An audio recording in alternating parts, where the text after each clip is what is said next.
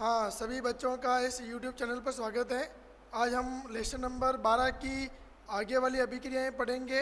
इससे पहले हम लोगों ने 8 नेम रिएक्शन इस चैप्टर की पढ़ ली है। अब हम रिएक्शन नंबर 9 से पढ़ेंगे।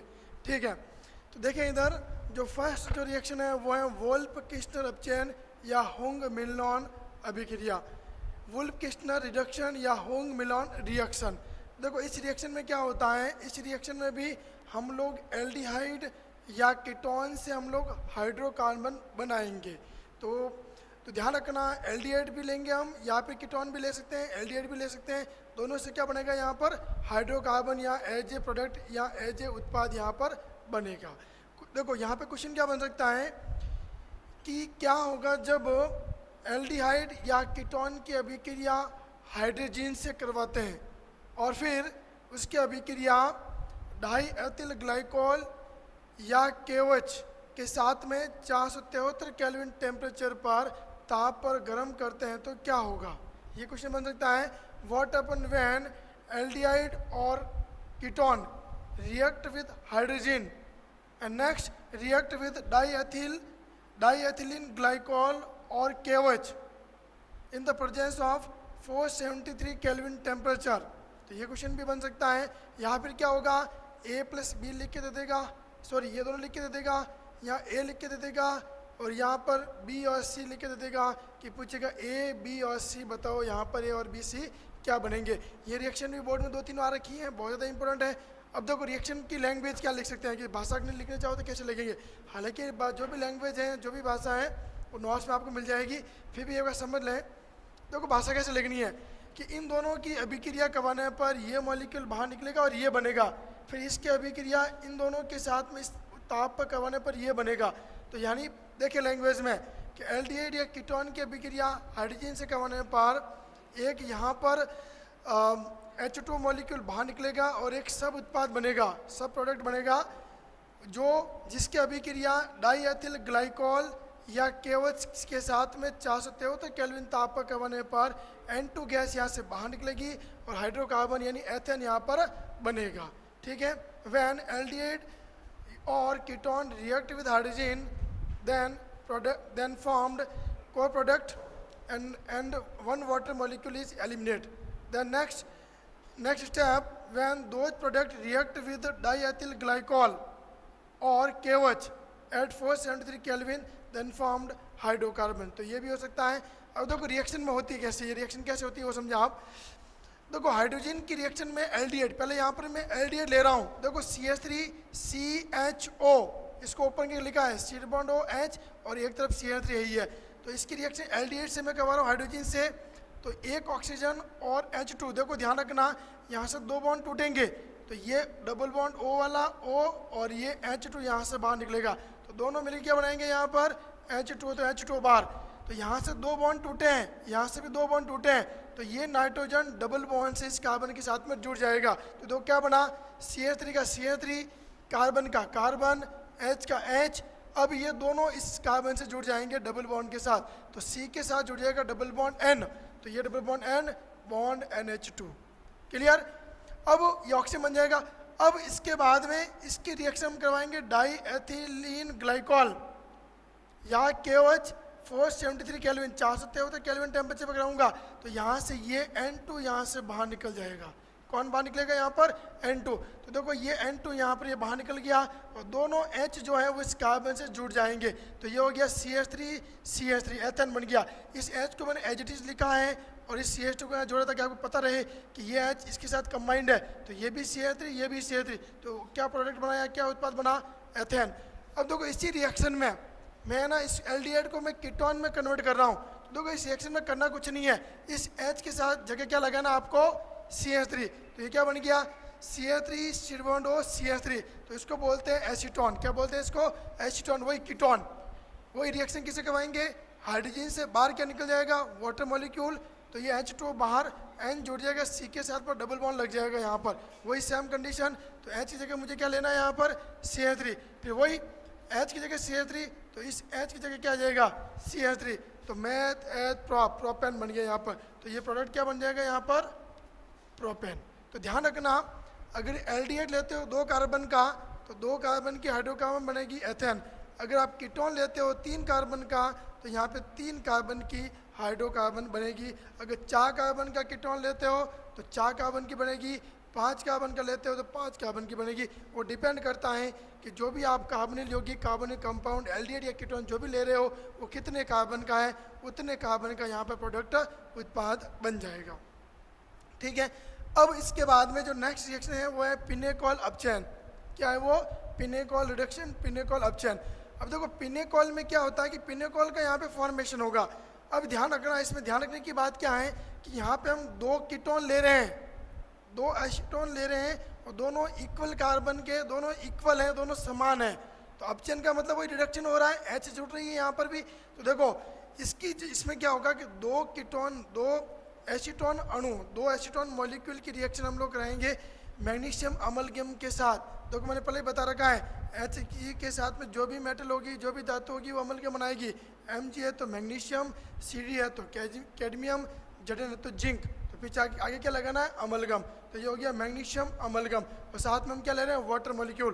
तो जितने H की रिक्वायरमेंट है उतने H अपन को वाटर से मिलेंगे। तो यहाँ पे 2H हम कहाँ मिलेंगे? तो देखो होती कैसी रिएक्शन, ये 2H है, एक H जुड़ेगा इस O के ऊपर, एक H जुड़ेगा इस O के ऊपर और ये डबल बॉन्ड चला जाएगा सिंगल बॉन्ड में, ये डबल बॉन्ड चला जाएगा सिंगल बॉन्ड में और ये OH और यहाँ पर क्या बन जाएगा? OH। अब देखो डबल बॉन्ड सिंगल बॉन्ड जाते ही 1 2 3 बॉन्ड ही हुए कार्बन के, यहाँ पर भी 3 ही हुए। तो इसका मतलब क्या हुआ? इन दोनों कार्बन के बीच में क्या आ जाएगा? एक सिंगल बॉन्ड, एक एकल बॉन्ड यहाँ पर आ जाएगा। तो देखो O की जगह क्या आ गया? OH, इस O की जगह क्या आ गया? OH, दोनों के बीच में क्या आ गया? Single bond. बाकी CH3 CH3 CH3 जितने भी है एज इट इज मैंने लगा दिए हैं। तो यहाँ पर ये जो प्रोडक्ट बनता है इसको बोलते हैं पिनेकॉल। जो उत्पाद बनता है उसको क्या बोलेंगे हम लोग यहाँ पर? पिनेकॉल। अब देखो इसका आईपीसी देखें, आईपीसी क्या होगा? नंबरिंग कितने से? एक ही बात है, 1 2 3 4। तो यहाँ पे आईपीसी नाम क्या होगा? 2,3 डाई मैथिल। देखो ये भी मैथिल, ये भी मैथिल, 2,3 डाई मैथिल। फिर देखो मैथ एथ प्रॉप ब्यूट, तो ये हो गया ब्यूटेन।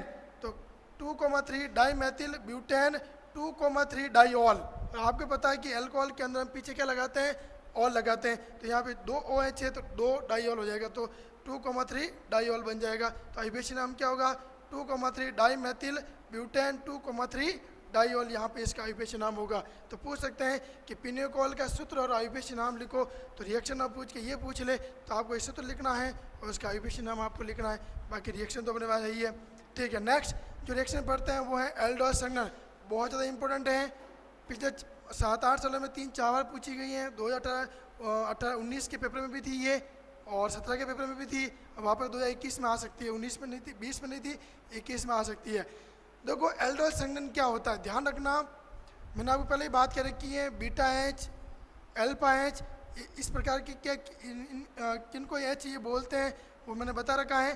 तो देखो अल्फा H किसको बोलेंगे? तो अल्फा H इसको बोलेंगे कि किसी भी क्रियात्मक समूह से जुड़ने वाले कार्बन को, किसी भी फंक्शनल ग्रुप के जो कार्बन जिससे जो डायरेक्ट कार्बन जुड़ा हुआ है उस कार्बन को बोलेंगे अल्फा कार्बन और उससे उपस्थित H को बोलेंगे अल्फा H। तो देखिए यहाँ पर मैं एक चीज़ मैं आपको यहाँ क्लियर कर देता हूँ कि अल्फा H होता क्या है।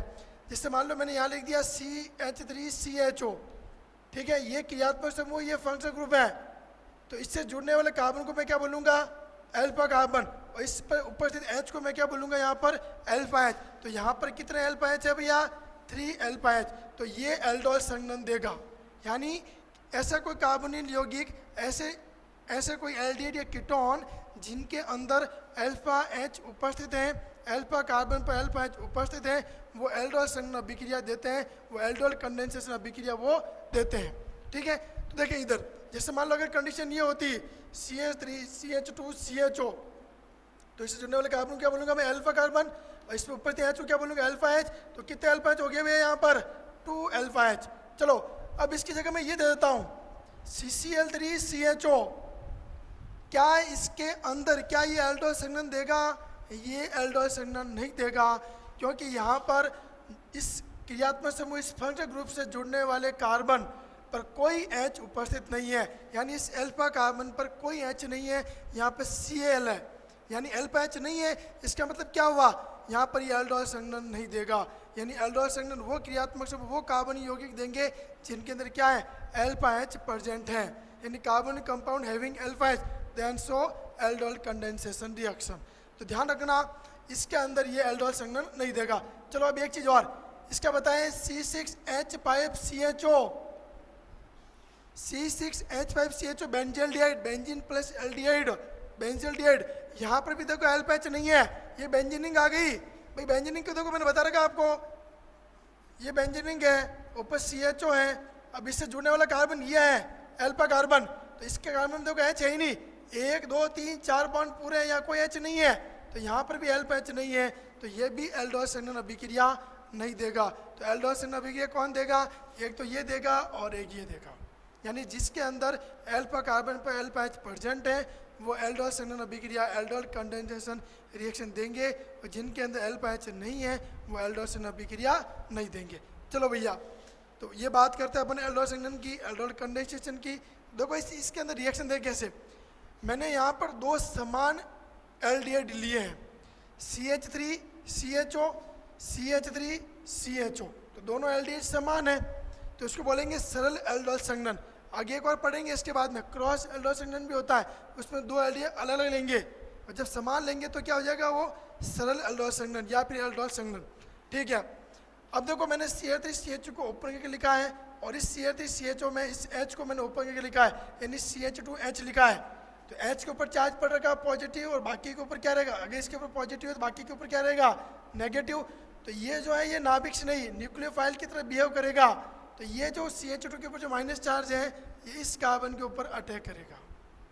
तो इस कार्बन के ऊपर अटैक करते ही ये बॉन्ड यहाँ मूव कर जाएगा, और यहाँ चार्ज किया माइनस, और माइनस के ऊपर जाके कौन जुड़ेगा, H+, ये जुड़ेगा भैया। तो देखो अब जो रिएक्शन मैंने यहाँ पे हो रही है वो लिखे हैं, इस H को मैं यहाँ पे कंबाइन कर देता हूँ, CH बना देता हूँ, तो Cl3CH, ये देखो Cl3CH। और ध्यान रखना ये जो रिएक्शन होती है ये तनुसार यानी डाइल्यूट बेस की प्रेजेंस में होती है। NaOH भी ले सकते हैं, सोडियम कार्बोनेट भी ले सकते हैं, या बेरियम हाइड्रोक्साइड भी ले सकते हैं, BaOH का होल ट्वाइस, इन तीनों में से कोई भी ले सकते हैं। ठीक है, तो डाइल्यूट बेस तनुसार की उपस्थिति में।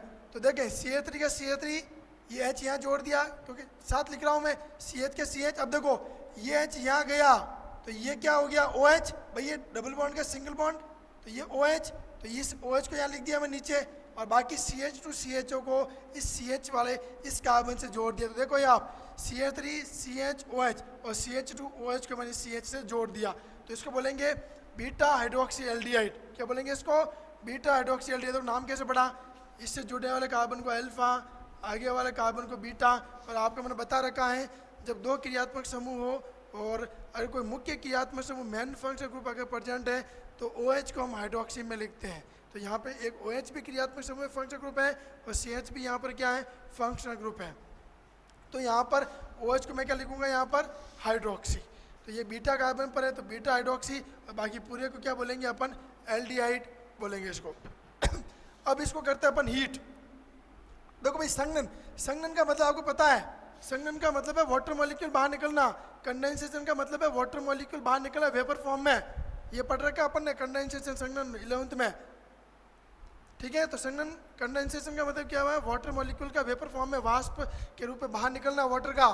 तो देखो यहाँ पर क्या मैं इसको ओपन करके ऐसे लिख सकता हूँ, क्या CH2 को CH बॉन्ड H लिख सकता हूँ, लिख सकता हूँ भैया।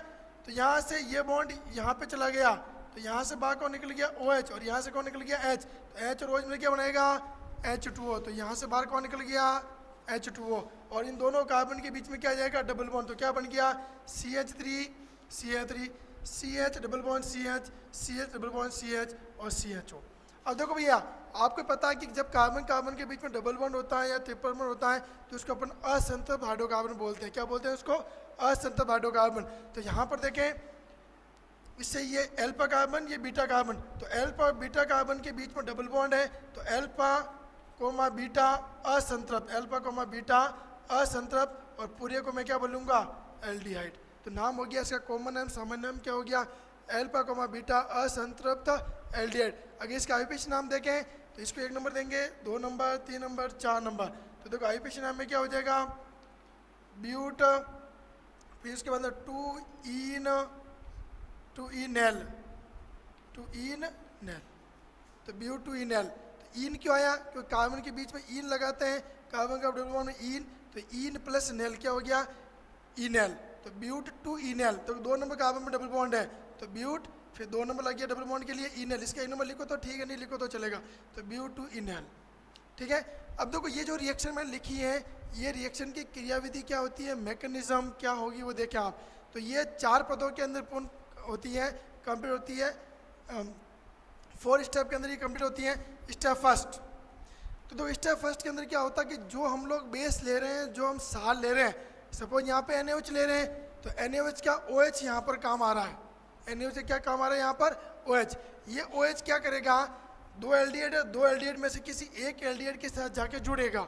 तो जो कैसे जुड़ा, देखो अगर इस बॉन्ड को मैं यहाँ ट्रांसफर करूँ, अगर इस बॉन्ड को यहाँ ट्रांसफर करूँ तो इस कार्बन के ऊपर चार्ज क्या आएगा, माइनस, कार्बन के ऊपर चार्ज क्या आएगा भैया, माइनस, और ये बॉन्ड यहाँ से H जो है ये OH के साथ बाहर निकल जाएगा, तो H और OH मिलकर क्या बनाएगा, H2O, तो H और OH H2 मिलकर यहाँ पर ये बाहर निकल जाएंगे।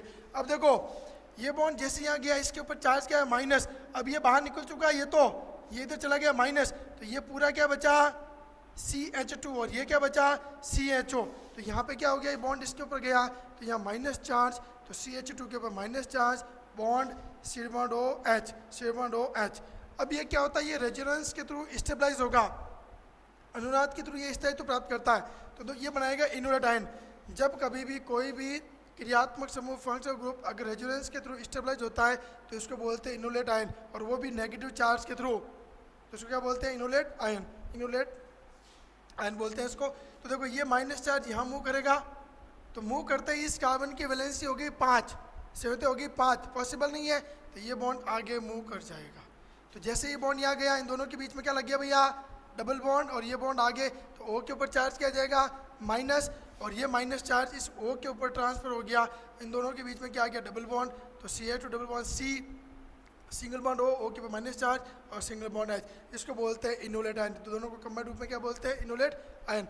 अब ये जो ये प्रोडक्ट जो बना है, इसको हम लोग स्टेप सेकंड के अंदर काम में लेंगे, पद 2 के अंदर काम में लेंगे, स्टेप सेकंड के अंदर काम में लेंगे। अब देखो ये जो इनोलेट आयन बना है, ये इनोलेट आयन स्टेप सेकंड के अंदर नाभिक स्नेही की तरह बिहेव करेगा, न्यूक्लियोफाइल की तरह बिहेव करेगा। तो नाभिक स्नेही की तरह व्यवहार करेगा, तो देखो कैसे, इसको मैंने यहाँ पे लिख दिया एच। अब ये CH3CHO कौन सा है, ये दूसरा वाला, भाई एक तो मैंने यहाँ ले लिया है, अब एक और 2 काम लिए थे, 2 में से एक अणु यहाँ काम आ चुका है, एक मॉलिक्यूल काम आ चुका है, फिर भी एक मॉलिक्यूल अपने पास बचा हुआ है, तो एक मॉलिक्यूल मैं सेकंड स्टेप के अंदर काम में लूँगा। तो देखो रिएक्शन कैसे होती है, देखो मैंने पहले ही बता रहा कि नाभिक स्नेही किसको बोलते हैं, ऐसा कोई समूह, ऐसा कोई ग्रुप जिसके ऊपर माइनस चार्ज हो, जिसका ऑक्टेट कंप्लीट हो, या जिसके ऊपर लॉन पेयर प्रेजेंट हो, जो लॉन पेयर को डोनेट कर सकता है, वो होता है न्यूक्लियोफाइल नाभिक स्नेही। तो यहाँ पे देखो माइनस चार्ज है, तो ये नाभिक स्नेही है, तो ये माइनस चार्ज क्या करेगा, इस कार्बन के ऊपर अटैक करेगा, अटैक करते ही ये बॉन्ड काम कर जाएगा भैया आगे, तो ये CH2 इसके ऊपर अटैक किया, ये बॉन्ड आगे। तो देखो इन दोनों को मैं कंबाइन करके लिख रहा हूँ, CH लिख रहा हूँ, दोनों को शामिल करके, तो ये CH3 का CH3, ये CH का CH, O के ऊपर माइनस चार्ज, सिंगल बॉन्ड क्योंकि डबल बॉन्ड इधर आ गया, तो ये माइनस चार्ज, और ये CH2CHO इस कार्बन के ऊपर जाके जुड़ जाएगा, तो ये CH2CHO इस कार्बन के ऊपर जानिए CH से जुड़ गया कंटिन्यू, ठीक है, ये बन गया। अब ये जो प्रोडक्ट बना स्टेप सेकंड के अंदर, अब इस पूरे को हम स्टेप थर्ड के अंदर काम में लेंगे। तो स्टेप थर्ड में क्या होगा, देखो आपको पता होना चाहिए कि जो स्टेप फर्स्ट हमने काम में लिया था, इस फर्स्ट के अंदर बाहर क्या निकला, H2O, इस H2O को मैं यहाँ यूज लूँगा स्टेप थर्ड के अंदर, जो फर्स्ट स्टेप में जो H2O निकला है, वो इस H2O को मैं स्टेप थर्ड के अंदर काम में लूँगा, तो इसका H जो आएगा वो नेगेटिव की ओर अट्रैक्ट होगा, नेगेटिव की ओर आकर्षित होगा, तो ये H आ जाएगा इस O के ऊपर, तो O और H मिलकर बनाएगा OH, और यहाँ से बाहर कौन निकल जाएगा, OH, तो यहाँ से बाहर कौन निकल जाएगा, OH माइनस बाहर। तो देखो ध्यान रखना, जो स्टेप फर्स्ट के अंदर जो हमने बेस OH माइनस लिया था, वो OH माइनस वापस वहाँ पे स्टेप थर्ड के अंदर बाहर निकल रहा है, और बाकी का जो H है वो इस O के ऊपर जुड़ेगा, तो ये OH हो जाएगा, बाकी OH ये होके बाकी एच, बाकी पूरे को एच यहाँ पर आप लिख दो, ठीक है।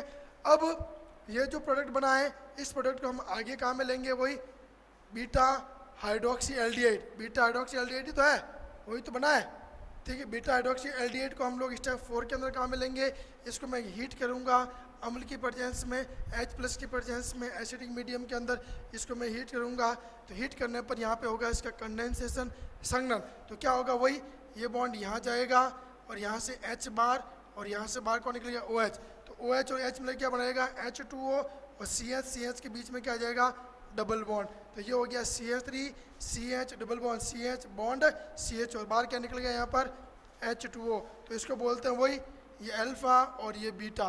तो अल्फा बीटा असंतृप्त aldehyde, alpha beta unsaturated aldehyde, ध्यान रखना, ठीक है। तो अब ये ध्यान रखना जब समान अपन एल्डिहाइड यहाँ पे लेंगे तो ये होगा सरल एल्डोल संघनन, एल्डोल संघनन इसको बोलते हैं सिंपल एल्डोल संघनन। और जब अलग लेंगे तो वो बन जाएगा क्रॉस एल्डोल संघनन, ठीक है, ओके।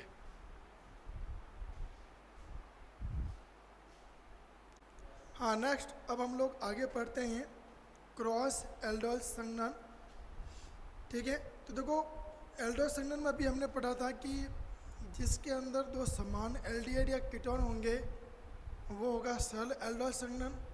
और क्रॉस एल्डोल संघनन किसको बोलेंगे, जब यहाँ पर दो भिन्न भिन्न प्रकार के, दो अलग अलग प्रकार के एल्डिहाइड या कीटोन जब प्रेजेंट होंगे तो उसको बोलेंगे क्रॉस एल्डोल संघनन। क्या बोलेंगे उसको हम लोग, क्रॉस एल्डोल संघनन। तो यानी कहना का मतलब when two different types of aldehyde and ketone are present then shows cross aldol condensation, ठीक है। अब देखो ध्यान रखना इस रिएक्शन को आपको डायरेक्ट याद रखना है और इसको याद रखने का तरीका मैं आपको यहाँ पर बता रहा हूँ कैसे करना है। पहली कंडीशन आप देखें, यहाँ पे 2 कार्बन का एल्डिहाइड है और यहाँ पर 3 कार्बन का एल्डिहाइड है, यानी कहने का मतलब ये दोनों एल्डिहाइड जो है वो अलग अलग हैं। तो दोनों एल्डिहाइड अलग अलग होने का मतलब यहाँ पे कौन सी अभिक्रिया होगी, क्रॉस एल्डोल संघनन। और ये अभिक्रिया होती है किसी भी सार की प्रेजेंस में, किसी भी बेस की प्रेजेंस में। इसको हम हीट करेंगे, गर्म करेंगे। तो देखो यहाँ पे ध्यान रखना है, पहले तो अब इनको भूल जाओ कि अभी कितने क्या कार्बन है, यहाँ 2 कार्बन है, यहाँ 3 कार्बन, ठीक है ओके कोई बात नहीं, यहाँ पे लिख दिया कोई बात नहीं, ठीक है ओके। अब आपको याद क्या रखना है, पहले आपको CH3 CH double bond CH CHO ये प्रोडक्ट, ये उत्पाद याद रखना, सिर्फ और सिर्फ एक प्रोडक्ट, एक उत्पाद आपको याद रखना है। फिर आप क्या करेंगे, यहाँ से भी H हटाएंगे, यहाँ से भी H हटाएंगे, दोनों H को हटा के दोनों से CH3 जोड़ दो, ये लिख दिया पूरा। इस पूरे चारों कार्बन को एज इट इज मैंने यहाँ लिख दिया, H को हटा के CH3, H को हटा के CH3, ठीक है। तो इन दोनों प्रोडक्ट को बोलूँगा सरल एल्डोल, सिंपल एल्डोल। इस प्रोडक्ट को क्या बोलूँगा मैं, इस उत्पाद को क्या बोलूँगा, सरल एल्डोल या सिंपल एल्डोल, इसको मैं बोलूँगा। वापस देखें, CH3 CH double bond CH CH3, भाई ये पढ़ रखा है अभी पीछे, अभी अपन ने एल्डोल संघनन के अंदर ये प्रोडक्ट बनाया था, अल्फा बीटा असंतृप्त aldehyde, alpha beta unsaturated aldehyde बनाया था अपन ने। यहाँ से वो अल्फा, ये बीटा, इसको मैंने इसको उठा के यूँ चौड़ा लंबा करो इसको, यही तो बनेगा जो भी अपने एल्डोल संघनन में बनाया वो, ठीक है। तो इसको मैंने बना दिया जो सेल बनता है। फिर हम क्या करेंगे, इन दोनों H को हटा के यहाँ जोड़ेंगे CH3, यहाँ पे भी जोड़ेंगे CH3, बीच में डबल बॉन्ड रहेगा। तो देखो यहाँ थोड़ा मिस्टेक हो गया, ये वही CH3 का CH3 रहेगा और ये नीचे क्या रहेगा CHO, ठीक है बाकी सही है। अब देखें इधर, तो CH3 CH double bond CHO और फिर यहाँ देखो H को हटा के CH3, H को हटा के CH3, तो ये जो दोनों प्रोडक्ट होंगे ये क्या करेंगे, सरल एल्डोल, सिंपल एल्डोल, सरल एल्डोल। यहाँ पे क्या बोलेंगे इसको, सिंपल एल्डोल। अब देखो, अब जो ये पहला प्रोडक्ट अपन ने बनाया, पहला जो उत्पाद बनाया, इसी को ध्यान रखना है। दोनों H को हटा के मैंने CH3 जोड़ दिया, अब एक साइड के H को हटाएंगे। सपोज मैंने इस H को हटाया, इस H को हटाया और नीचे मैंने CH3 जोड़ दिया। बाकी देखो ये पूरा का पूरा एज इट इज, इस H को हटा के मैंने क्या जोड़ा यहाँ पर CH3। अब नेक्स्ट जो उत्पाद बनेगा उसमें अपन क्या करेंगे, यहाँ थोड़ा मिस्टेक हो गया, हाँ नेक्स्ट हम क्या करेंगे, इसको हटा दिया और CH जोड़ दिया। अब इसको न हटा के इसको हटाएंगे, इस H को हटा के ऊपर क्या जोड़ेंगे CH3। तो देखो ये पूरा का पूरा एज इट इज, ये पूरा का पूरा यहाँ एज इट इज। अब यहाँ H को हटा के मैंने क्या जोड़ दिया यहाँ पर CH3। तो इन दोनों प्रोडक्ट को मैं क्या बोलूँगा, क्रॉस एल्डोल। इस पूरी रिएक्शन को बोलते हैं क्रॉस एल्डोल कंडेंसेशन। वापस देखें, पहले आपको ये प्रोडक्ट याद रखना है, फिर दोनों H को हटा के यहाँ CH3 जोड़ना है, ये दोनों बन गए। अब इसको बोलेंगे सेल एल्डोल। फिर एक H को हटा के यहाँ CH3 जोड़ दिया, फिर ऊपर वाला H को हटा के यहाँ CH3 जोड़ दिया, तो 2 अलग अलग प्रोडक्ट बन गए। तो तो इसको बोलेंगे हम लोग क्रॉस एल्डोल। क्या बोलेंगे इसको? क्रॉस एल्डोल बोलेंगे। इस पूरी रिएक्शन को बोलते हैं क्रॉस एल्डोल संघनन। ध्यान रखना, दो अलग अलग प्रकार के एल्डिहाइड हम लोग यहाँ पर काम में ले रहे हैं। तो ये रिएक्शन भी बहुत ज़्यादा इंपॉर्टेंट है। ठीक है, अब नेक्स्ट जो रिएक्शन आती है कैनेजारो रिएक्शन, कैनेजारो अभिक्रिया। 2018 के बोर्ड के पेपर में थी, वापस आने की पूरे चांसेस। अब देखो, जब अपन ने एल्डोल पढ़ा था तो एल्डोल में अल्फा एच प्रेजेंट होना बहुत ज़रूरी है, यानी अल्फा कार्बन पर अल्फा एच प्रेजेंट होना बहुत ज़रूरी है। लेकिन यहाँ पर क्या होगा कि यहाँ पर अल्फा कार्बन होगा ही नहीं। अगर होगा तो वहाँ पर एच प्रेजेंट नहीं होगा। या तो अल्फा कार्बन ही नहीं होगा या एल्डिहाइड में, या फिर अगर अल्फा कार्बन होगा तो अल्फा कार्बन के ऊपर अल्फा एच उपस्थित नहीं होगा। अगर इस प्रकार के अगर एल्डिहाइड है तो वो कौन सी अभिक्रिया प्रदर्शित करेंगे? कैनिजारो रिएक्शन, कैनिजारो अभिक्रिया प्रदर्शित करेंगे। यानी वे एल्डिहाइड जिनमें अल्फा एच उपस्थित नहीं हो, those aldehyde in which alpha H are not present. ठीक है, जैसे हमारा फर्स्ट एग्जांपल देखा फॉर्मेल्डिहाइड, HCHO, अल्फा कार्बन ही नहीं है तो alpha H, no alpha H, कोई अल्फा एच नहीं है, तो ये कैनिजारो अभिक्रिया देगा। अब देखो CHO अल्फा कार्बन है, लेकिन क्या इसके ऊपर एच है? क्या एच नहीं है, तो ये भी कैनिजारो अभिक्रिया देगा। नेक्स्ट बेंजल्डिहाइड, CHO है, तो क्या यहाँ पर कोई भी अल्फा एच है? क्या बेंजीनिंग पे मैंने अभी बताया आपको अल्फा एच नहीं होता है, तो यहाँ पर कोई अल्फा एच नहीं है अल्फा कार्बन के ऊपर, तो ये भी क्या देगा? कैनिजारो अभिक्रिया। और इसको बोलते हैं कॉमन नेम है पीवी एल्डिहाइड, इसको बोलते हैं। देखो CHO जिस कार्बन जुड़ा हुआ, इस कार्बन को क्या बोलूँगा? Alpha carbon. क्या इस पर कोई भी एच है? क्या नहीं है, इस कार्बन पर कोई एच नहीं है, तो ये भी क्या देगा? कैनिजारो अभिक्रिया देगा। ठीक है, तो ये चारों जो है वो कैनिजारो अभिक्रिया यहाँ पर देंगे। अब देखो, जब दो समान यहाँ पे एल्डिहाइड लेंगे तो कैनिजारो अभिक्रिया होगी, और दो अलग अलग एल्डिहाइड लेंगे तो कौन सी होगी? क्रॉस कैनिजारो अभिक्रिया। तो पहले हम लोग सिंपल कैनिजारो अभिक्रिया पढ़ते हैं। तो यहाँ पर देखेंगे आप कि यहाँ पर दो समान एल्डिहाइड मैंने ले रखे हैं दोनों एल्डिहाइड के ऊपर अल्फा एच नहीं है, यानी अल्फा कार्बन भी नहीं है और अल्फा एच भी नहीं है, तो अल्फा एच नहीं है तो ये कैनिजारो अभिक्रिया देंगे। तो अब देखो इसमें होता क्या है, वही सार बेस के साथ में अभिक्रिया करवा रहा हूँ, HCHO प्लस SCHO और NaOH सार के साथ में अभिक्रिया हो रही है। तो देखो होगा क्या, SCHO SCHO NaOH, तो ये NaOH का ONA और COH, इस पूरे बॉक्स को आपको अलग करना है। तो ये देखो मैंने इस उल्टा करके लिख दिया मैंने, तो ये क्या होगा? H CO फिर ONA, ये ONA, तो इसको क्या बोलेंगे? Sodium format. क्या बोलेंगे इसको?